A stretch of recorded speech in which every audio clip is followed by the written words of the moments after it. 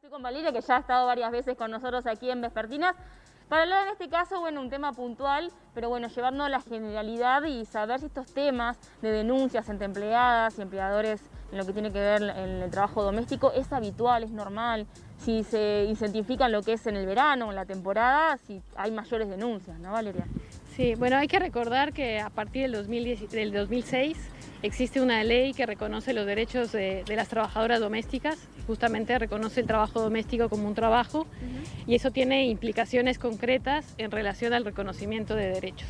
En ese sentido, es importante considerar que hay una ley que ampara a las trabajadoras domésticas y que eso, evidentemente y normalmente, cuando hay un contexto donde hay una inercia vieja que tiene que ver con ciertas negaciones de derechos, como es en el sector del trabajo doméstico, bueno, siguen habiendo, aún habiendo una ley, siguen habiendo prácticas que son evidentemente incompatibles con la normativa actual.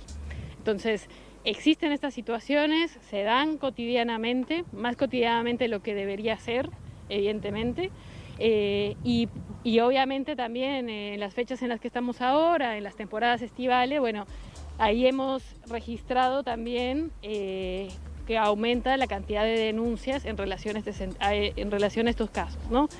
Desde algunos años atrás, generalmente en enero, surgen estas situaciones. Hemos visto cómo en su momento, bueno, se dan estas relaciones abusivas en el marco de relaciones laborales, y entendemos que, bueno, que tendría que haber mecanismos de protección mucho más efectivos y dispositivos mucho más efectivos por parte de las autoridades del Ministerio de Trabajo y de la Inspección Laboral, por supuesto.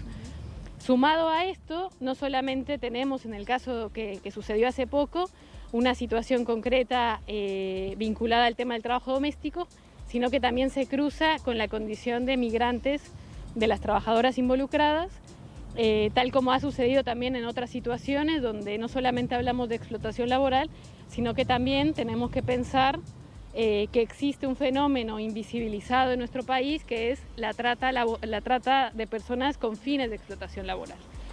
En el imaginario, la trata es algo que involucra al crimen organizado, pero sabemos, y lo hemos visto en el caso concreto de Uruguay, que existen situaciones en las cuales hay personas, hay grupos familiares o determinadas agrupaciones que inciden justamente en que este fenómeno suceda en el país, en donde hay claramente un traslado, una promesa de condiciones laborales que nunca se cumplen, y como vemos en este caso, mujeres que atemorizadas salen del lugar donde han sido explotadas, que hacen la denuncia policial correspondiente, pero que no tienen ningún tipo de contención, no solamente para cobrar lo que les correspondería en términos de haberes laborales, sino también para ser resarcidas en los daños que implica haber sufrido una situación de explotación en un país al cual se migró, ¿no? Claro, entonces es común este tipo de situaciones con extranjeros que son traídos quizás no queriendo cambiarse de país, viniendo a otro país y en condiciones que no son las que le prometieron quizás. Muchas veces mediando el engaño, ¿no? En este caso lo que vemos es que se prometieron ciertas condiciones laborales, un salario que nunca se pagó en esos términos, y condiciones laborales que evidentemente en Uruguay no están permitidas. La ley de trabajo doméstico es muy clara en relación a que se tiene que trabajar máximo una jornada de 8 horas y en la semana 44 horas, ¿no? Entonces, si no se pagan horas extras, si no se cumplen estas normas que son tan claras, evidentemente las trabajadoras tienen la posibilidad de ir a exigir sus derechos. Muchas veces en el contexto de las relaciones en el trabajo doméstico, como se da en el ámbito privado, como se da en un ámbito donde se habla mucho de confianza, se habla de determinadas condiciones laborales, a veces se teme poder... Es difícil, no es fácil salir de ahí. Leti, estos planteos. Exacto.